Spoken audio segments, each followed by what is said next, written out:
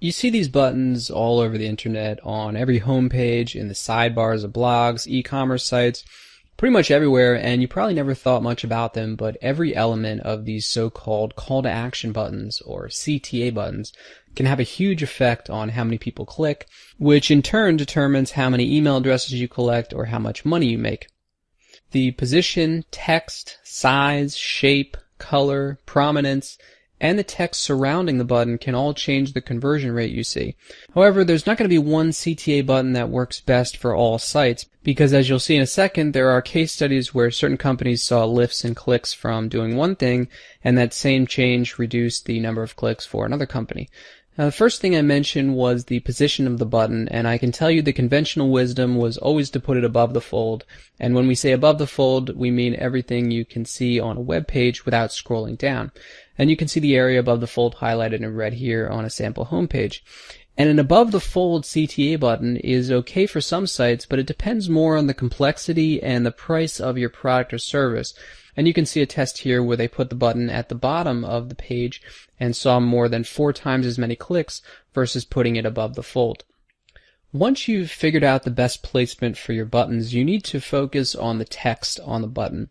And most people use something boring and generic like submit, learn more, register, click here, sign up.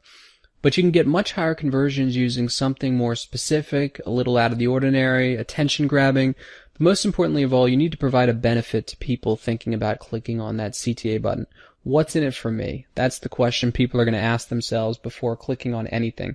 And that's the benefit you want to splash on your CTA. A writer at copyblogger.com changed the text on his call to action button from subscribe by email and subscribe by RSS to get jobs by email and get jobs by RSS.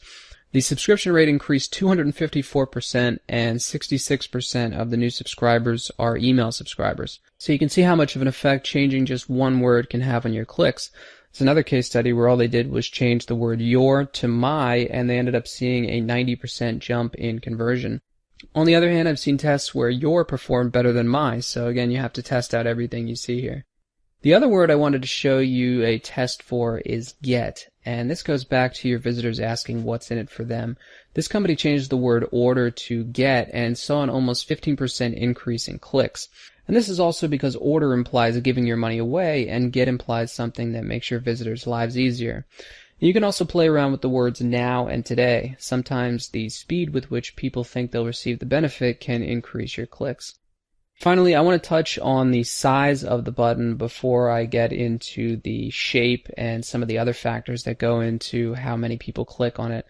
And so in this study, they not only added a benefit to the text, but they also increased the size of the button, which by itself can have a big effect on your conversion rate. Now, it's not always bigger is better, because you can see here the click-through rate went down compared with the smaller button, but this is another thing to test out on your buttons and see how big or small you can go.